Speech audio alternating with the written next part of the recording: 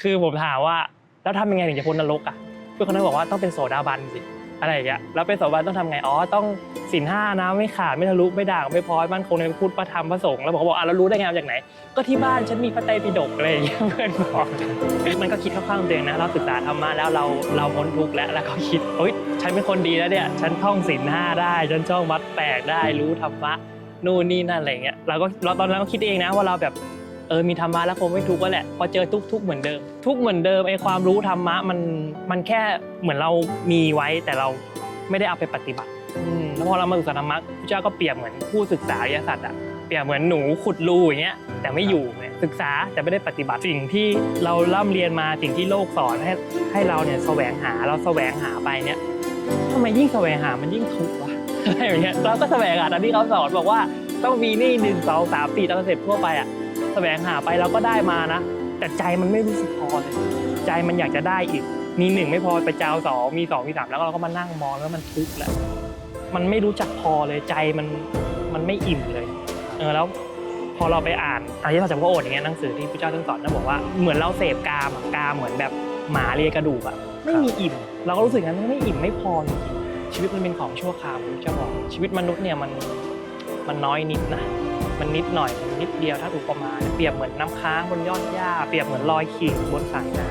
ำชีวิตมนุษย์เนี่ยมีความทุกข์มากมีความคับแค้นมากจะบอกว่าทุกคนควรประพฤติพรหมจรรย์เพราะสัตว์ที่เกิดมาแล้วเนี่ยไม่ตายจะไม่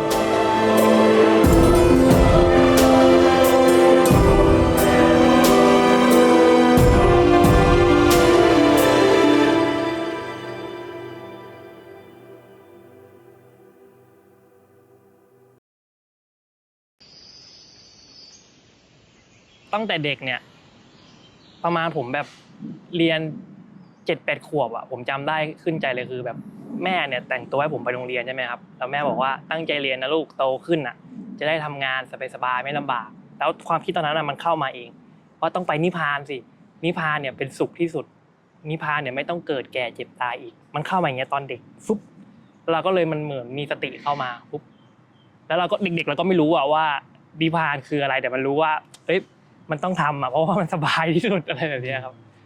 ตอนเด็กๆเนี่ยจุดเริ่มต้นเลยครับตอนเด็กแล้วเห็นคำว่านิพพานเนี่ยเห็นจากไหนหรือได้ยินจากไหนมาก่อนไหมครับไม่เคยได้ยินเลยมันเข้ามาเองฟุบมันเข้ามาเองฟุบเหมือนมันเป็นแบบสัญญาเก่าเพราะเราศึกษาธรรมะมันสัญญาเก่าเข้ามาเองฟุบพอเข้ามาตอนนั้นเราก็ไม่รู้นะ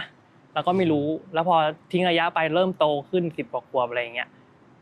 อยู่ดีก็มีคำหนึ่งว่าต้องแสวงหาคำสอนพระพุทธเจ้าเนี่ยเหมือนแบบแม่เพราะแม่เราก็พาไปทำบุญที่วัดใช่ไหมครับก็แบบทั่วไปอย่างเงี้ยแล้วเขาบอกอยากได้อะไรก็ขออยู่แล้วก็พูดอ่ะ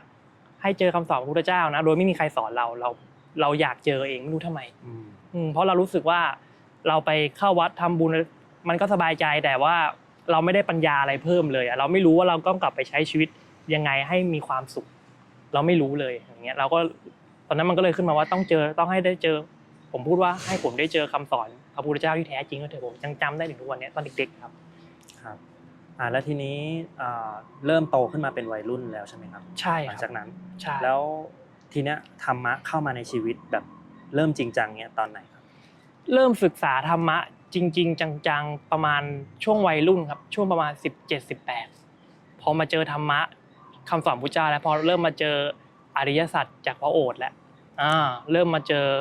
พุทธเจ้าสอนอริยสัจสอนมรรค8เริ่มรู้แล้วเริ่มศึกษาเรื่องศีลศึกษาสมาธิศึกษาอะไรพวกนี้มาเรื่อยๆครับตั้งแต่อายุ17-18พอเราศึกษาเสร็จปุ๊บเราก็ชวนเพื่อนมาศึกษาชวนเพื่อนมาศึกษาอะไรแบบนี้ครับแล้วเราเป็นคนแบบมันชอบเองอ่ะแบบไปเรียนโรงเรียนอย่างเงี้ยเขาก็จะมีสอนวิชาพุทธศาสนาใช่ไหมครับเราก็จะเห็นแบบประวัติว่าพระพุทธเจ้าเกิดแบบนี้อย่างนี้อะไรอย่างเงี้ยแต่เราก็ไม่รู้แต่เราชอบแต่ไม่รู้เราจะไปถามใครมันไม่มีคนที่จะตอบคำถามเราได้อ่ะแล้วก็มีอันนึงก็คือผมชอบธรรมะอย่างเงี้ยแล้วดันมีเพื่อนนะครับที่เรียนอยู่ด้วยกันอย่างเงี้ยแล้วเพื่อนคนนั้นตลกมากเลยคือผมถามว่าแล้วทำยังไงถึงจะพ้นนรกอ่ะเพื่อนคนนั้นบอกว่าต้องเป็นโสดาบันสิอะไรอย่างเงี้ยแล้วเป็นโสดาบันต้องทำไงอ๋อต้องศีลห้านะไม่ขาดไม่ทะลุไม่ด่างไม่พร้อยมั่นคงในพุทธพระธรรมพระสงฆ์แล้วผมก็บอกแล้วรู้ได้ไงมาจากไหนก็ที่บ้านฉันมีพระไตรปิฎกอะไรอย่างเงี้ยเพื่อนบอกเพื่อนเขาจะเป็นแบบออกสาวไงผู้ชายแต่สาวๆเขาบอกที่บ้านไม่ได้เป็นผมก็เหรอว่ะแล้วเราก็นั่งคุยธรรมะกับเขาเพื่อนก็เล่าธรรมะอะไรอย่างเงี้ยผมก็งงว่า มีเพื่อนที่เด็กเหมือนกันอย่างเงี้ยอายุประมาณอะไร16-17เหมือนกันที่แบบศึกษาธรรมะเข้าใจธรรมะแล้วเราก็ถามเขาอย่างเงี้ยเราก็คุยธรรมะเขาทั้งวันถามนู่นถามนี่ถามนั่นในการที่เราชอบอะครับ ครับ อืม ในระหว่างศึกษาธรรมะเนี่ยรู้สึกว่ามีอุปสรรคอะไรบ้างหรือเปล่าอย่างเช่นอุปสรรคชีวิตหรือความทุกข์อะไรอย่างเงี้ย มีปกติเลยครับ ตอนนั้นเหมือนเราแค่ศึกษาเราแค่ศึกษาแล้วเราก็คิดว่าเราศึกษาธรรมะแล้วตอนนั้นก็มันก็คิดเข้าข้างตัวเองนะเราศึกษาธรรมะแล้วเราพ้นทุกข์แล้วก็คิดโอ๊ยฉันเป็นคนดีแล้วเนี่ยฉันท่องศีล 5ได้ฉันท่องมัด8ได้รู้ธรรมะนู่นนี่นั่นอะไรเงี้ยเราตอนนั้นก็คิดเองนะว่าเราแบบมีธรรมะแล้วคงไม่ทุกข์แล้วแหละพอเจอทุกข์เหมือนเดิมทุกข์เหมือนเดิมไอ้ความรู้ธรรมะมันแค่เหมือนเรามีไว้แต่เราไม่ได้เอาไปปฏิบัติแล้วพอเรามาศึกษาธรรมะพระเจ้าก็เปรียบเหมือนผู้ศึกษาอริยสัจอะเปรียบเหมือนหนูขุดรูอย่างเงี้ยแต่ไม่อยู่เนี่ยศึกษาแต่ไม่ได้ปฏิบัติเราก็เป็นแบบนั้นอะคือเจอทุกข์เหมือนเดิมเลยครับคือตอนวัยรุ่นเนี่ยคือศึกษาแต่ยังไม่ได้ปฏิบัติรู้ว่าอะไรดีอะไรไม่ดีอะไรอย่างเงี้ยแต่ก็ยังทำในตอนวัยรุ่นนึกออกไหมรู้ว่าผิดนะแต่ก็ทำเพราะการเป็นวัยรุ่นคือตอนนั้นเราเป็นวัยรุ่นเด็กเรายังเรียนรู้เรื่องทุกขอริยสัจเนี่ยยังไม่ถึงหัวใจเรียนรู้ไม่ถึงหัวใจในที่นี้คือแบบเราท่องได้นะแต่มันยังไม่เจอด้วยตัวเองสิ่งนี้แหละที่ผมมองตัวเองว่าประสบการณ์ของตัวเองนี่แหละที่เราได้เจอและปฏิบัติธรรมะนี่แหละมันต้องประสบการณ์ตรงมันต้องพระเจ้าบอกว่าต้องเจอทุกข์ก่อนพอเจอทุกข์เสร็จเดี๋ยวจะวิ่งหามรรคและจะออกจากทุกข์แหละครับแล้วพอเริ่มศึกษาจริงจังแล้วมาเป็นวิทยากรหรือมาพูดให้แรงบันดาลใจกับคนในโซเชียลเนี่ยครับคือตั้งแต่ตอนไหนครับต้องย้อนไปก่อนมาพูดนะคือผมปฏิบัติเองก่อนปฏิบัติเองก่อนที่จะมาเขาเรียกว่าอะไรก่อนที่จะมาทำช่องธรรมะวิมุตติอันนี้นะครับผมปฏิบัติเองตั้งแต่เริ่มปฏิบัติจริงจังเนี่ยช่วงประมาณ 8-9 ปีที่แล้วเริ่มเจอทุกข์แล้วนะชีวิตพอเริ่มโตแล้วเริ่มเรียนจบเริ่มโตเริ่มเจอทุกข์แล้วแบบเหมือนเราเรียนรู้ชีวิตด้วยประสบการณ์ของเราเองที่ยังเป็นเด็กนะแล้วเราก็เรียนรู้ว่าโอ้โหมันทุกข์จริงๆว่ะชีวิตแล้วก็สิ่งที่เราร่ำเรียนมาสิ่งที่โลกสอนให้เราเนี่ยแสวงหาไปเนี่ยทำไมยิ่งแสวงหามันยิ่งทุกข์วะอะไรอย่างเงี้ยเราก็แสวงหาตามที่เขาสอนบอกว่าต้องมีนี่1 2 3 4ตามสเต็ปทั่วไปอ่ะแสวงหาไปเราก็ได้มานะแต่ใจมันไม่รู้สึกพอเลยใจมันอยากจะได้อีกมี1ไม่พอไปเจ้า2มี2มี3แล้วเราก็มานั่งมองแล้วมันทุกข์แหละมันไม่รู้จักพอเลยใจมันไม่อิ่มเลยแล้วพอเราไปอ่านอริยสัจจากพระโอษฐ์อย่างเงี้ยหนังสือที่พระเจ้าท่านสอนท่านบอกว่าเหมือนเราเสพกามเหมือนแบบหมาเลียกระดูกอ่ะไม่มีอิ่มเราก็รู้สึกงั้นไม่อิ่มไม่พอจริงๆอ่ะแล้วเราก็เจอทุกข์หลายๆอย่างจนเรามาปฏิบัติผมเนี่ยปฏิบัติด้วยอานาปานสติเป็นหลักเลยเริ่มต้นปฏิบัติอานาปานสติมาหลาย10 ปีมากเริ่มต้นปฏิบัติตั้งแต่แบบนั่งทีละ1 นาที2 นาที3 นาทีไล่ไปเรื่อยๆจนถึงนั่งทีนึงได้ 4-5 ชั่วโมงเนี่ยนั่งมาเรื่อยๆจนแบบแต่ก็เห็นกิเลสตัวเองอ่ะพอเรานั่งสมาธิพอเรานั่งสมาธิอ่ะเราจะมองคนอื่นไม่ดีหมดเลยทีเนี้ยไอ้นี่ไม่นั่งสมาธิไอ้นี่ไม่รักษาศีลแล้วก็หุ้ยทำไมใจเราเป็นอย่างนี้วะเนี่ยคือเราเหมือนว่าเราติดดีใช่ติดดีติดโซ่แห่งความดีอ่ะคล้องคอเราอยู่ใครแบบไม่ทำความดีเนี่ยโอ้ยใครไม่นั่งสมาธิแบบเราในคนนั้นไม่ดีเนี่ยเราก็เห็นตัวเองเราจะทำยังไงในตอนที่เราศึกษาธรรมะมาเยอะไงเราก็เห็น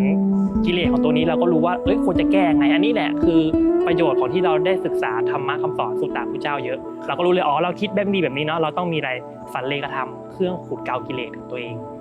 เจอคนไม่ดีอย่างเงี้ยเจอคนไม่มีศีลเราจะมีศีลเจอคนไม่ทำสมาธิเราจะทำสมาธิอย่างเงี้ยเจอคนที่มักโกรธเราจะไม่มักโกรธเพราะเรามีสันเลขธรรมตรงนี้แล้วก็สันเลขธรรมตอนนั้นมาปฏิบัติกับตัวเองมันดีขึ้นทำให้เรากลับมาทำสมาธิได้นิ่งขึ้นทำสมถะได้พิจารณาตามเห็นความเกิดดับในอารมณ์อย่างเงี้ยครับไปเรื่อยๆจนพัฒนาขึ้นจนเห็นว่าใจเรามันมีความสุขกับความสงบในปัจจุบันอย่างเงี้ยครับเราฝึกสมาธิหรือทำกรรมฐานเนี่ยเราทำที่บ้านหรือเรามีไปที่วัดไปหาพ่อแม่ครูบาอาจารย์บ้างไหมครับทำเองเลยครับอาจารย์ของผมคืออริยสัจจากพระโอษฐ์เลย ศึกษาและทำเองเลยครับแล้วก็มีไปวัดบ้างไปวัดก็แบบ ไปวัดปุ๊บก็เหมือนไปเจอคนปุ๊บแต่สุดท้ายเน้นหลักๆคือผมเอากลับมาปฏิบัติเองที่บ้านผมจะอยู่คนเดียวเนี่ยพอผมปฏิบัติเองที่บ้านผมก็แบบทำกิจข้อวัดคล้ายๆพระเหมือนกันแบบนอน4 ทุ่มอย่างเงี้ยตื่นสักตี3ตี4ตื่นมาผมก็เดินจงกรมนั่งสมาธิที่บ้านใช่ครับที่บ้านทำสมาแล้วก็กินแบบมื้อเดียวแต่มื้อเดียวผมก็กินเยอะมากเลยตอนนั้นยังจำได้กินข้าวเยอะมากแล้วก็ทำอย่างเงี้ยวนไปวนมาทำจนตอนนั้นผมจำได้ว่าทำจนแบบลมหายใจเนี่ยในตอนหลับหายใจเข้าปุ๊บสามารถหลับไปได้เลยรู้ลมหายใจสุดท้ายในการหลับแล้วก็รู้ลมหายใจแรกในการตื่นอันนี้ส่งอานาปานสติแล้วพระเจ้าก็บอกว่าเนี่ยถ้าเราทำอานาปานสติตลอดต่อเนื่องไปอย่างเงี้ยเราจะรู้ลมหายใจสุดท้ายของชีวิตเราก็รู้แล้วมันไม่เกินจริงเนี่ยเพราะว่าลมสุดท้ายที่เราหลับเรายังรู้เลยลมแรกที่ตื่นเรายังรู้เลยหายใจเข้าหายใจออกอันนี้ส่งท่านก็บอกว่าแล้วมาทำกับตัวเองมันก็มีสุขในภายในแล้วก็รู้ว่าสุขในการมาคุณ5รูปรสกลิ่นเสียงสัมผัสเนี่ยเป็นสุขที่เราไม่ควรเข้าไปเสพมากจะเดินมากเนี่ยเพราะว่ามันมีโทษสุขที่เกิดจากสมาธิต่างหากแล้วตั้งเนี่ยสมาธิเกิดดับสุขเนี้ยควรจะเสพให้มากเดินให้มากเพราะมันเป็นทางไปสู่มรรคผลนิพพานอย่างเงี้ยก็ศึกษาแล้วก็ปฏิบัติด้วยเราถึงเห็นความจริงเนี่ยเพิ่งมาเริ่มปฏิบัติช่วงหลังๆแหละแต่ช่วงวัยรุ่นเนี่ยศึกษาอย่างเดียวไม่ได้ปฏิบัติถ้ารวมระยะเวลาเนี่ยน่าจะประมาณกี่ปีได้แล้วในการที่ทั้งศึกษาและปฏิบัติแล้วครับประมาณ10 กว่าปีแล้วครับ10 กว่าปีแล้ว10 กลางๆแล้วมันนี้ครับก็ทำมาเรื่อยๆเลยทำมาเรื่อยๆใช่จนถึงตั้งคือผมบอกให้นะบอกกับทุกคนที่ดูอยู่เลยว่าตัวกระตุ้นเรานะคือความทุกข์เนี่ยประสบการณ์ตรงเลยจะกระตุ้นให้เราปฏิบัติธรรมเนี่ยคือความทุกข์เมื่อเราเจอทุกขอริยสัจที่มันเจอกับตัวเองโอ้โหมันจะกระตุ้นเลยมันจะกระตุ้นเราไม่ว่าคุณจะเจอทุกรูปแบบไหนก็ตามนะมันจะกระตุ้นจริงๆมันจะกระตุ้นแบบไม่อยากเกิดแล้วมันทุกข์จนไม่อยากเกิดคือแบบผมเจอทุกข์จนแบบผมพอแล้วผมไม่อยากจะเกิดมาในสังสารวัฏนี้อีกแล้วเราเห็นทุกข์ของตัวเราพอแล้วแต่อย่างเงี้ยเราไม่สามารถไปบอกให้เขาเข้าใจได้เขาต้องรู้ด้วยตัวเองเนาะเหมือนที่พระเจ้าบอกพระองค์เป็นเพียงผู้บอกทางเนี่ยผมก็มาบอกทางต่อจากพระพุทธเจ้าแต่เราเนี่ยครับเหมือนให้ช่วยกันใช่ไหมเหมือนช่องธรรมะทองเนี้ยก็ได้ช่วยบอกทางธรรมะของพระพุทธเจ้าเนี้ยให้พวกเราได้ออกจากทุกข์เพราะว่ามันทุกข์จริงๆมันต้องเห็นตัวเองเนาะเราได้อะไรมามันรอเสียไปหมดเลยยึดมั่นอะไรปุ๊บรอทุกข์เลยอย่างเงี้ยเราสมมุติรักต้นไม้ต้นนี้มากๆนะรักมันมากโอ้โหพอมันตายไปอย่างเงี้ยใจเฉาแหละเหมือนแบบเราเลี้ยงหมาเลี้ยงแมวอะไรอย่างเงี้ยใช่ครับทุกอย่างเลยไม่ว่าจะเป็นคนสัตว์สิ่งของเอาใจเข้าไปยึดมีอุปทานเมื่อไหร่เป็นความทุกข์พระเจ้าก็บอกนะความทุกข์มันเกิดจากฉันทะมีฉันทะเข้าไปพอใจอย่างเงี้ยเหมือนผมพอใจในเสื้อตัวเนี้ยแต่เสื้อตัวเนี้ยเลอะสกปรกทุกข์แหละแต่ตอนมันแขวนอยู่ในเสื้อเราไม่ได้เข้าไปยึดมันไม่เห็นทุกข์เลยมันจะเป็นอะไรอย่างเงี้ยครับเราก็เห็นความจริงแต่อันเนี้ยเมื่อก่อนผมอ่านพระสูตรมาผมก็ไม่เข้าใจนะอ่านพระสูตรมาก็ไม่เข้าใจแต่พอได้ศึกษาอย่างเงี้ยได้ศึกษาคือว่าได้เจอกับตัวเองถึงจะเข้าใจว่าโอ้ยึดอะไรมันทุกข์หมดเลยว่ะเข้าไปยึดเข้าไปถือไหมพอมันต้องเจอกับตัวเองอันนี้ครับประสบการณ์ที่อยากจะบอกทุกคนว่าความทุกข์นี้มันต้องเจอกับตัวเองประสบการณ์นี่แหละที่สอนกันไม่ได้ครับแล้วทีนี้ช่องวิมุตติเนี่ยก็คือเริ่มมาตั้งแต่เมื่อไหร่ทำมาประมาณน่าจะปี2 ปีนะครับปี2 ปีทีนี้เราสื่อสารอะไรกับคนที่มาดูเราบ้างคือสื่อสารอะไรคือช่องวิมุตติเนี่ยผมเริ่มทำคือพูดเลยนะเริ่มทำตอนแรกทำเล่นๆเราชอบนั่งสมาธิชอบลงแคปชั่นอยู่แล้วเที่ยวด้วยใช่แล้วก็พูดเรื่องธรรมะไปด้วยใช่ครับคือเราแบบเราเป็นอย่างเงี้ยนึกออกไหมพอเราเป็นอย่างเงี้ยแล้วพอแบบสังคมคนอื่นหรือคนอื่นที่ไม่เข้าใจอะไรอาจจะมองว่าเราบ้าแล้วแต่เราชอบเรามีความสุขมากกับการไปเที่ยวแล้วพูดธรรมะแชร์ธรรมะ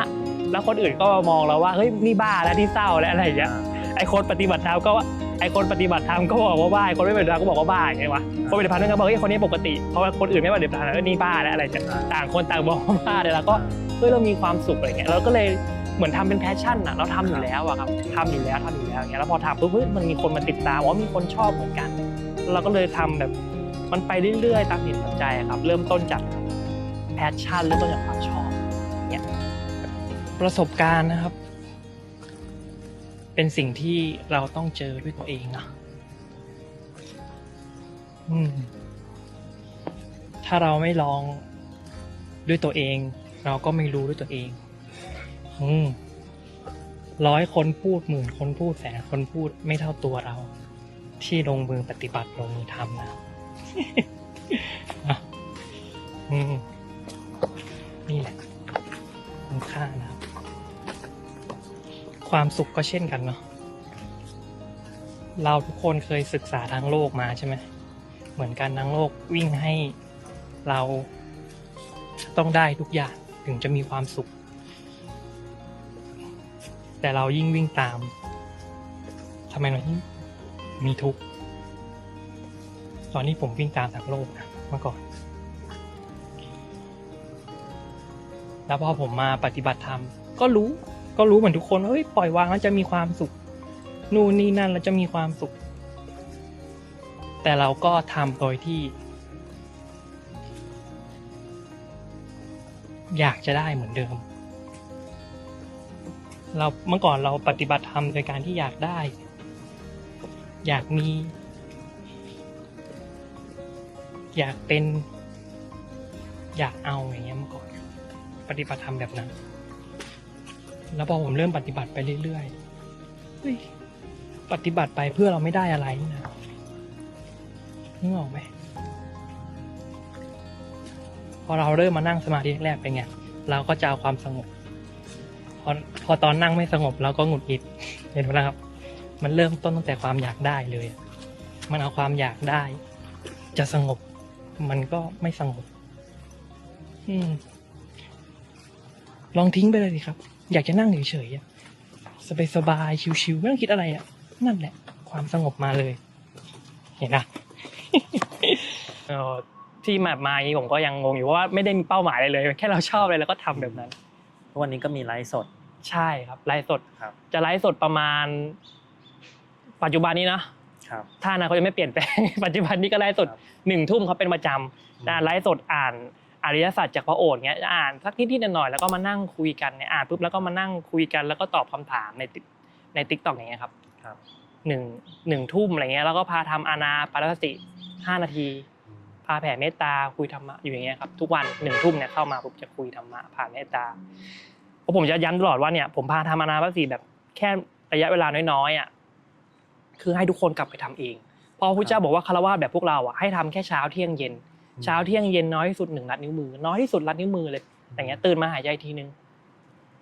เนี่ยสำหรับคนไม่มีเวลานะถ้าเกิดคนแบบที่มีเวลามากแล้วก็กี่นาทีก็คือยิ่งทำมากยิ่งมีอานิสงส์มากอานาปานสติสมาธิเนี่ยครับเพราะว่าผมทำด้วยตัวเองแล้วมันมีความสุขแค่หายใจก็มีความสุขแล้วจะดีนะครับ ไม่ต้องแค่เนี่ยนั่งอยู่เนี้ยมันรู้สึกมันอิ่มมันสบายมันเย็นสงบในภายในโดยที่มันไม่มีความร้อนรนกระวนกระวายอะไรอย่างเงี้ยครับแต่เราต้องค่อยๆฝึกไปเนาะเพราะจะมีคนหลายคนที่แบบผมบอกให้ทำอนาติเขาจะบอกว่าทำแล้วใจฟุ้งซ่านบอกใจเย็นๆแม่ก็ผมจะนิ่งขนาดนี้ก็กิ้งมาก่อน แรกๆนั่งปุ๊บโอ้โหพายุครับผมก็จะแนะนำว่าเอาน้อยๆก่อน1 นาทีก่อนก็ได้เนี่ยผู้เจ้าก็แค่บอกว่าคู่ขาเข้ามาโดยรอบตั้งกายตรงนอนปกติหายใจเข้าหายใจออกสบายๆเอาแค่นี้ก่อนทำเช้าเที่ยงเย็นไปเรื่อยๆอย่างเงี้ยครับเพราะคนส่วนใหญ่แบบไม่เข้าใจมาถึงก็จะอัดเลยไงอัดเสร็จทีนี้ก็มันเลยโอ้โหสร้างหนังในเรื่องนึงเลยออกมาเขียนนั้นในมุมมองของคุณวีเนี่ยคำสอนของพระพุทธเจ้าเนี่ยท่านสอนอะไรสรรพสัตว์บ้างโอ้โหพระเจ้าท่านสอนเยอะมากคำสอนพระเจ้าเนี่ยเปรียบดังทะเลครับทั้งกว้างและลึกมากพระเจ้าบอกธรรมะถ้าควรศึกษาตามลำดับครับคือลาดลุ่มเทเอียงน้อมเอียงเหมือนระดับของน้ำทะเลใช่ไหมเราเคยเดินลงทะเลค่อยๆตื้นค่อยแล้วก็ลึกไปอย่างเงี้ยมันลึกมากมันมีทั้งธรรมะเบื้องต้นท่ามกลางเบื้องปลายแล้วก็ไปถึงโลกุตระเนี่ยมันลึกมากแต่ถ้าเกิดเราจะใช้ชีวิตให้มีความสุขที่เราเป็นฆราวาสก็มีศีล 5อย่างเงี้ยศีล 5มีศีล 5อย่างเงี้ยทำสมาธิอย่างเงี้ยศีลสมาธิปัญญาอริยมรรคมีองค์8อย่างเงี้ยมีศีล 5ความเป็นปกติเนี่ยคนที่ฟังอยู่ทุกคนอยากมีชีวิตที่เป็นปกติและเป็นสุขให้มีศีล 5เพราะชีวิตจะมีสุขเพราะเราผิดศีล 5สิเราไม่ขโมยของเข้ามาสิเอาละนั่งแล้วเอาละมันจะมาจับกูเมื่อไหร่วะเนี่ยใช่ไหมมันคือความไม่สบายใจเพราะเรามีความสบายใจแล้วก็ทำสมาธิได้ดีขึ้นทำอานาปานสติได้ดีขึ้นอย่างเงี้ยครับอย่างเช่นแบบกุศลกรรมบท10อย่างเงี้ยไม่พูดโกหกไม่พูดเพ้อเจ้อไม่พูดส่อเสียดไม่พูดโยนคนแตกกันเงี้ยพอเราก็มีความสุขคำพูดของเราก็มี power แหละไม่เหมือนตอนเด็กแล้วที่เราพูดเล่นกับเพื่อน ตอนพูดจริงก็แบบบอกว่าจริงปะเนี่ยนี่พูดจริงก็ไม่เชื่ออยู่อย่างเงี้ย มันคือธรรมะพุทธเจ้าเนี่ยบอกทางคือต้องบอกอย่างเงี้ยนะทุกคนน่ะที่ฟังอยู่อะครับพวกเราเป็นชาวพุทธนะที่ฟังอยู่ทุกคนน่ะหรือทุกๆคนนะที่ฟังอยู่อยากจะมีความสุขอะต้องมีธรรมะเป็นทางที่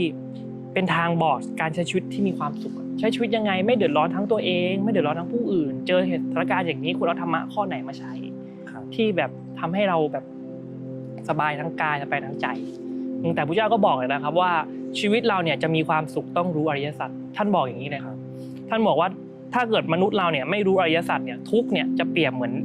ดินทั้งหมาปฐพีและความสุขเนี่ยจะเหลือแค่ดินที่ปลายเล็บแต่ถ้าเกิดเราเนี่ยเรียนรู้อริยสัจแล้วนะทุกเราเนี่ยจะเหลือเศษดินที่ปลายเล็บ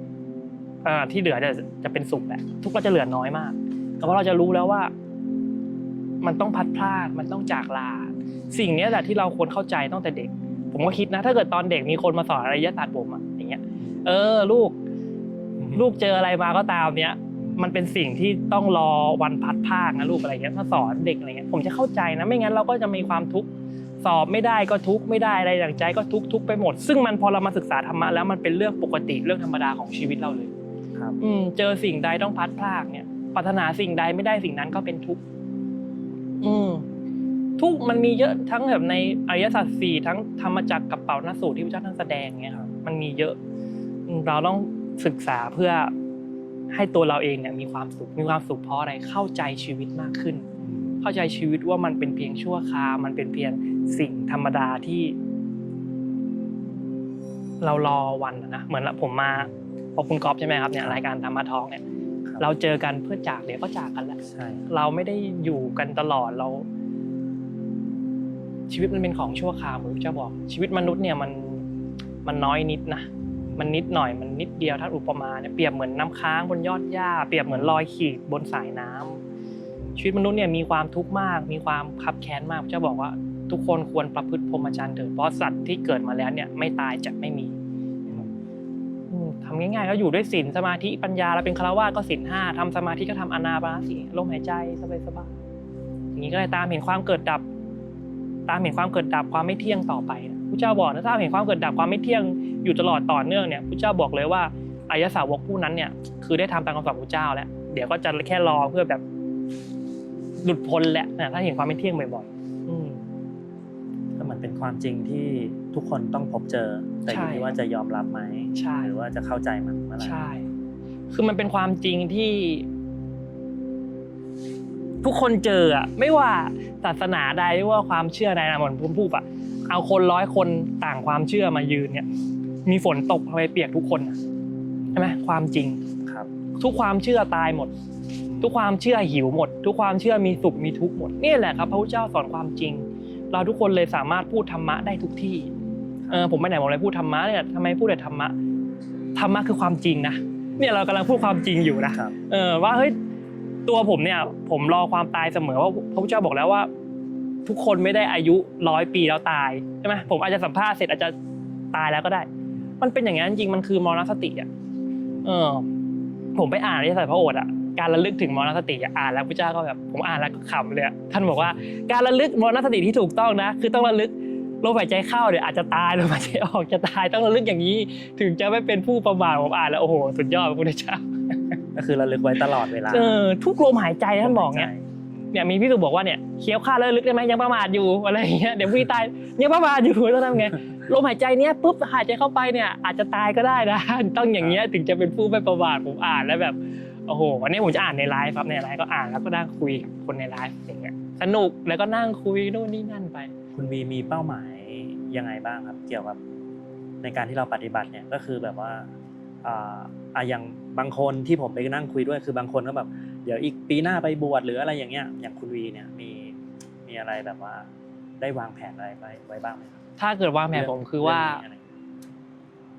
คือผมจะทำปัจจุบันนี้ดีที่สุดเหมือนหน้าที่ของผมเนี่ยผมจะแบบไลฟ์สดธรรมะทำคลิปธรรมะผมจะทำปัจจุบันนี้ให้ดีที่สุดสำหรับตัวผมนะครับอนาคตเดี๋ยวค่อยว่ากันอย่างเงี้ยครับผมถ้าทำอย่างนี้ก่อนไปเรื่อยๆก่อนก็คือแบบจะขอเผยแพร่ธรรมะด้วยการที่เราเป็นคฤหัสถ์เป็นวัยรุ่นเนี่ยพูดธรรมะอย่างนี้ไปเรื่อยๆตามอย่างเงี้ยครับทุกวันไปเรื่อยๆตามที่เรามีกำลังเนี่ยครับทำไปเรื่อยๆครับ ใช่ สนับสนุน เหมือนกันครับเนี่ยที่ ครับ พี่ก๊อฟมาท่องธรรมะทอล์กมาผมก็ดีนะทำที่แบบทำธรรมะแล้วก็แบบไปสัมภาษณ์ครูบาอาจารย์หลายๆท่านนะที่สนใจธรรมะทุกๆคนนะคือมันเป็นประโยชน์อ่ะผมก็มองเหมือนคุณก๊อฟบอกว่าแบบ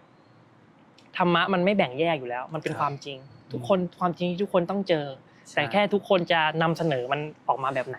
ใครชอบการนำเสนอแบบนี้ก็ไปแบบนี้แบบนี้แค่นั้นเองแต่การนำเสนอนั้นก็คือแบบพุทธเจ้าก็บอกสอนทางออกจากทุกข์นั่นแหละ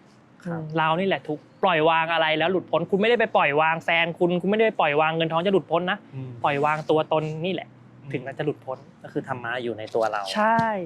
สุดท้ายกลับปล่อยวางตัวเองอย่าบางทีคนโทษว่าทุกข์เพราะคนนู้นคนนี้ทุกข์เพราะมีเราทุกข์เพราะมีมานะตัวตนทุกข์เพราะมีอัตตาต่างหากทุกข์เพราะมีคนชื่อวีอย่างเงี้ยพอมีใครพูดมาว่าเนี่ยก็ทุกข์มีใครสรรเสริญก็ลอยแล้วล่องเงี้ยทุกข์เตรียมตัวทุกข์เลยเราต้องมองใจเป็นกลางอย่างท่านบอกเลยให้วางใจอุเบกขาเป็นเช่นนั้นเองเขาชมมาก็เป็นเช่นนั้นเองเขาด่ามาก็เป็นเช่นนั้นเองเฉยๆไปเราเหมือนแบบเห็นตามความเป็นจริงนะมันเหมือนแบบโลกธรรม 8อะเนาะมีสุขมีลาภยศสรรเสริญนินทาเป็นของไม่เที่ยงในหมู่มนุษย์และเทวดาทั้งหลายเปลี่ยนแปลงไปเรื่อยๆทีนี้อยากให้คุณวีช่วยเล่าบทบาทในมุมที่เป็นวิทยากรไปพูดเรื่องธรรมะนอกสถานที่หรืออย่างเช่นที่คุณวีจัดเองด้วยอะไรอย่างเงี้ยคุณวีช่วยเล่า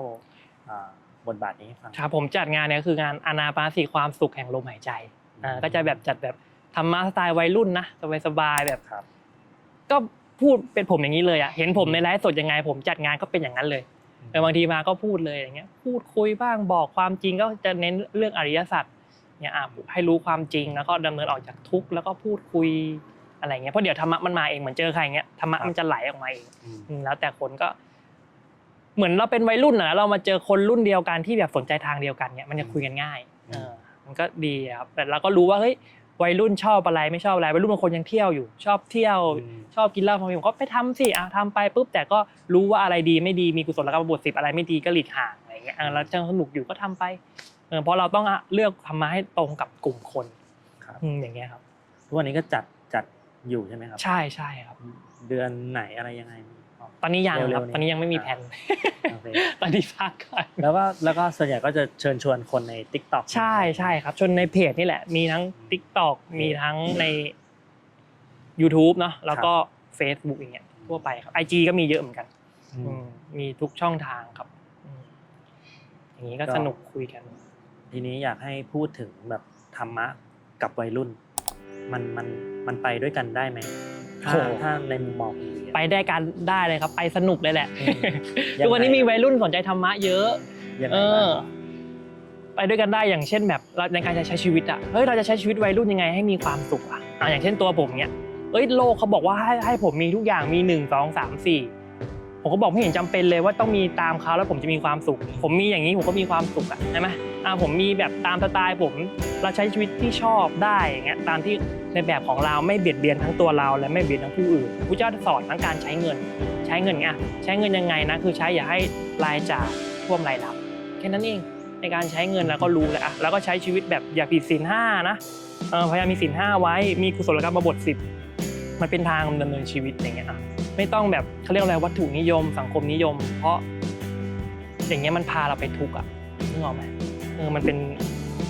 ทุกคนรู้อยู่แล้วแหละเรื่องทุกข์เนี่ยถ้าเกิดพูดเรื่องนี้มาเนี่ยมันคือผมไม่อยากอธิบายเยอะคือมันพูดไปปุ๊บทุกคนก็จะเข้าถึงหัวใจเลยปุ๊บว่ะจริงวิ่งตามหาแสวงหาสิ่งนี้ไปเพื่อเอาไปอวดไปโชว์คนอื่นแล้วตัวเองมีความสุขอย่างเงี้ยเลิกซะมันทำให้ตัวเองเป็นทุกข์แต่กลับกันนะถ้าเกิดคุณมีคุณก็ใช้ไปแต่ถ้าเกิดมีแล้วมันเดือดร้อนตัวเองใช่ไหมมันเบียดเบียนตัวเองอย่าไปทำเลยดีกว่ามันไม่จำเป็นพูดเลยมันไม่จำเป็นอยากมีความสุขศึกษาอริยสัจ4ศึกษาธรรมะคำสอนพระพุทธเจ้าศึกษาอริยสัจ4อย่างเงี้ยที่ผมศึกษาอยู่ผมจะบอกอริยสัจเฉพาะโอษฐ์เนี่ยภาคต้นของท่านพุทธทาสเนี่ยศึกษาไปเลยท่านเอาคำสอนพระพุทธเจ้ามาบอกไว้อย่างเงี้ยง่ายมากการใช้ชีวิตเราจะมีความสุขเราจะแบบอันนี้จริงหรือเปล่าเดี๋ยวมีคนมาทักแล้วต้องไปทำอย่างนี้นะต้องไปแก้ดูดแก้ดีนะต้องแก้ชงนะถึงชีวิตจะดีขึ้นเนี่ยไหลไปแล้วไปแล้วลูกศิษย์เห็นไหมเพราะเราไม่รู้อริยสัจที่แท้จริงถ้าเกิดเรารู้อริยสัจที่แท้จริงว่า สุขทุกข์เนี่ยมันอยู่ที่ทางการกระทำเรานะมันอยู่ที่คำพูดเรามันอยู่ที่ความคิดเราไม่ได้อยู่ที่ไปแก้ตามใครเนี่ยเราจะรู้แล้วเนี่ยพระเจ้าท่านสอนไว้ควรจะแก้ที่ตรงไหนเราจะรู้อะไรอย่างแท้จริงในอริยสัจสี่ท่านบอกนะคนที่ดูอริยสัจสี่แล้วเนี่ยเปรียบเหมือนเสาหินที่ไม่หวั่นไหวต่อแรงลมไม่หวั่นไหวต่ออะไรท่านบอกนะบุตรชนเนี่ยผู้รู้อริยสัจสี่จิตเบาเหมือนปุยนุ่นปิวและใครบอกทำอันนี้ดีไปละไปแก้นี้ที่ชีวิตไม่ดีนะไปแล้วอย่างเงี้ยเดี๋ยวถ้าเรารู้อริยสัจนะจบเลยเพราะคำว่าศาสนาเนี่ยมันแปลว่าคำสอนนะครับคือเราเชื่อใครคุณก็ไปอยู่ศาสนานั้นนะพระเจ้าสอนอริยสัจสี่นะครับเราเป็นชาวพุทธเนี่ยเราต้องตื่นก่อนเลยว่าพระเจ้าสอนเรื่องทุกข์เรื่องสมุทัยเรื่องนิโรธเรื่องมรรคท่านสอนหมดเลยการใช้ชีวิตยังไงควรทำหน้าที่ยังไงต่อมารดาบิดาต่อบุตรต่อสามีภรรยาท่านก็บอกไว้บอกธรรมะไว้ทุกระดับธรรมะระดับต้นระดับกลางระดับลึกระดับชั้นโลกุตระอยู่ที่เราเลือกแล้วเราก็ใช้ไปอย่างเงี้ยครับมันมีความสุขมีความสุขดูหน้าผมก็รู้ว่ามีความสุขไป ทุกคนจำไว้นะครับความคิดไม่ใช่เรานะพระเจ้าท่านบอกเลยความคิดนั้นไม่ใช่เราทุกคนจำแล้วฝังเลยจะทำสมาธิเนี่ยนั่งอยู่ปุ๊บมีความคิดขึ้นมาเนี่ยบางก็ความคิดฟุ้งซ่านความคิดเกิดขึ้นเห็นเลยความคิดนั้นไม่ใช่เราเนตังมะมะนั่นไม่ใช่เป็นเราเนโสมัสสมินั่นไม่ใช่ตัวตนของเรานั่นไม่ใช่ตัวตนนั่นไม่ใช่ตัวตนของเราเนี่ยเห็นไปเลยเห็นแบบนี้มันไม่ใช่เราไม่ใช่เราไม่ใช่เรา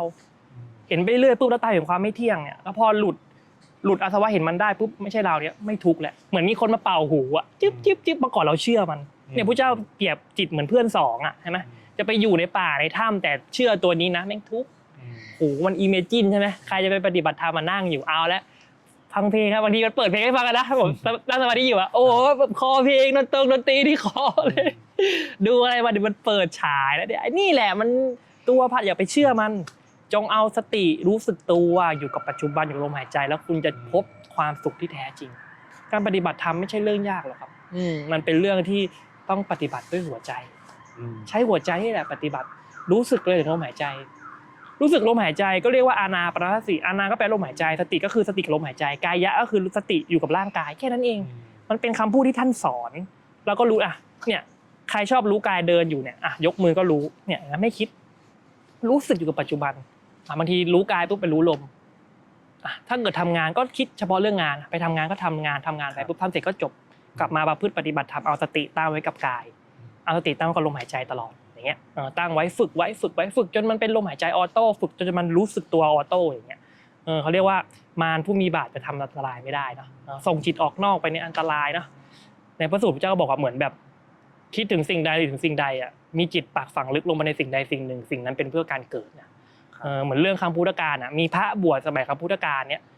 มีคนมาถวายจีวรแล้วชอบจีวรมากสวยมากแล้วป่วยก่อนป่วยเสร็จแล้วบอกอยากจะใส่จีวรดันตายก่อนตายเสร็จปุ๊บจิตไปคิดถึงจีวรไปเกิดเป็นลายในจีวรอันนี้ก็เรื่องจริงอยู่ในพระไตรปิฎกไปเกิดเป็นลายจีวรนั่นน่ะเห็นไหมครับว่ามันไม่เกี่ยวนะว่าคุณเป็นพระหรืออะไรมันอยู่ที่จิตล้วนๆปฏิบัติที่จิตที่ใจนี้เอาจิตเอาใจตั้งไว้ในกายสติปัฏฐาน4กายเวทนาจิตธรรมเนี่ยเอาตั้งไว้ในกายเสร็จปุ๊บมันไม่ส่งออกพอกายแต่ทำลายปึ้งมันก็ปรินิพพานเฉพาะตนนี่เป็นหลักการแต่ถ้าเกิดจิตมันไปกับความคิดมันไปมีที่เกิดแหละใช่ไหมวิญญาณเปรียบเหมือนเมล็ดพืชลงไปในดินที่ไม่ดีลงไปในราคะโทสะโมหะมันก็ไปเกิดนรกเกิดฉาดเปลี่ยนวิสัยนี่คือความจริงที่เราเรียนรู้ได้มันเป็นหลักวิทยาศาสตร์หลักความจริงที่พอพูดไปทุกคนมานั่งคิดก็รู้เลยตอนเราเกิดคุณรู้สึกยังไงล่ะเล่าร้อนเห็นไหมโกรธเล่าร้อนกระวนกระวายแล้วโกรธบ่อยๆนะพระเจ้าบอกเปรียบเหมือนแบบถูกนำตัวไปไว้แล้วอะปุ๊บไปพบนั้นเลยไปคุณจะไปพบแบบนั้นแหละใช่ไหมโลภมากๆอย่างเงี้ยโลภอยากได้มากใจคุณเป็นยังไงนั่นน่ะคุณจะไปเกิดในที่ผิดแบบนั้นมันก็จะไปตามสิ่งเหมือนไปที่ชอบอะคิดถึงสิ่งใดดำริถึงสิ่งใดมีจิตปากฝังลึกลงไปในสิ่งใดสิ่งหนึ่งสิ่งนั้นเป็นเพื่อความเกิดไปเลยไปจริงๆนะครับเลือกกันเองอะเวลาผมบอกธรรมะผมก็บอกทุกคนแล้วผมจะไม่คิดว่า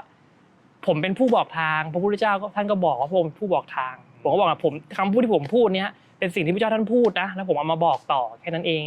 ทุกคนจะปฏิบัติไม่ปฏิบัติก็ได้เพราะใครปฏิบัติก็มีความสุขใครปฏิบัติก็พ้นทุกข์รู้เปล่าไหมใครฟังธรรมะไม่ปฏิบัติ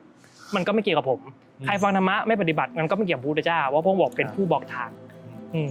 ทุกขังอนิจจังอนัตตาอย่างเงี้ยในตังมะมะในโสมัสสมินั่นเป็นโสวตาอย่างเงี้ยเป็นทุกข์ไม่เที่ยงไม่ใช่เป็นเราไม่ตัวตนของเราเนี่ยมันดับก็คือนี่แหละ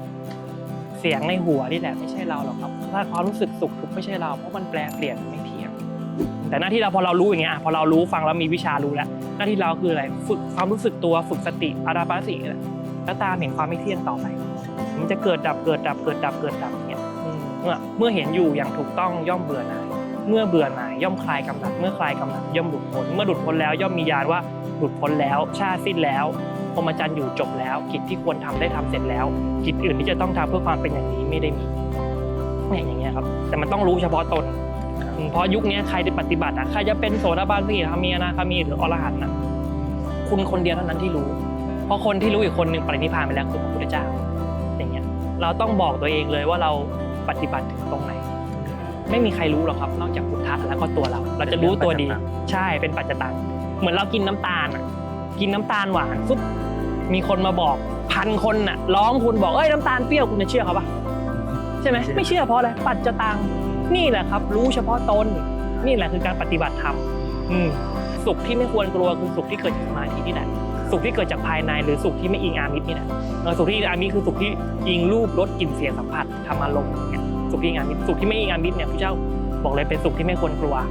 ทำให้มากเจริญให้มากเลยสุขจากสมาธิแล้วก็แค่ตามเห็นความเกิดดับความไม่เที่ยงมันจะสุขมันจะปราณีตแค่ไหนนันดับเหมือนกันรอดูไปแล้วดับปุ๊บเดี๋ยวจิตมันจะจางคลายตามอินทรีย์บารมีแต่ละคนเองเหมือนท่านที่ท่านอุปมาเนาะเหมือนแม่ไก่กกไข่กกหน้าที่เรากกให้ดีทำนี้ก็ทำไปภาวนาไปถึงเวลามันเจาะ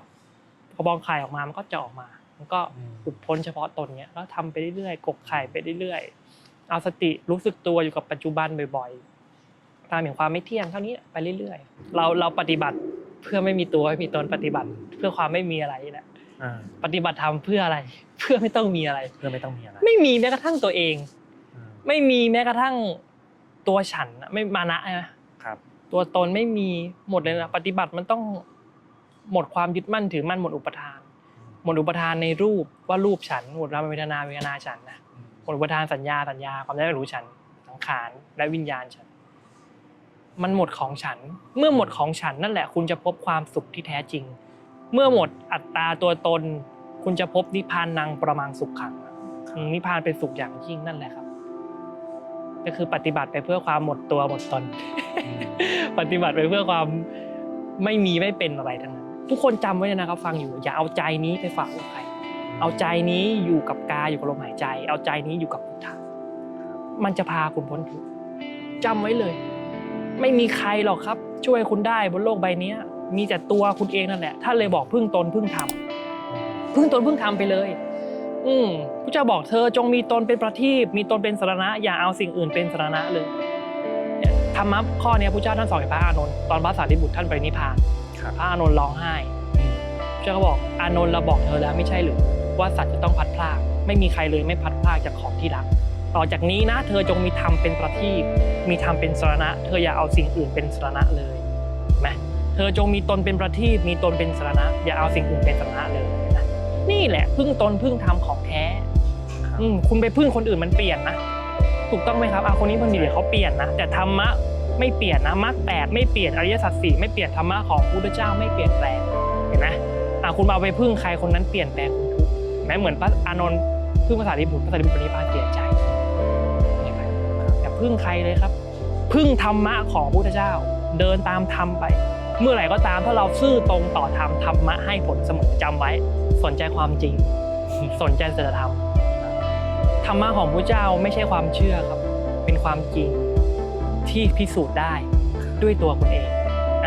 พิสูจน์ได้ด้วยไงท่านสอนอะไรเงี้ยถ้าเกิดเราคิดไปในอนาคตอดีตคุณเราจะลองเอาจิตอยู่กับลมหายใจดูแล้วลองดูใจว่ามันสงบมันสุขจริงไหมเนี่ยลองเลยคำสอนของพระพุทธเจ้าไม่ใช่ปรัชญา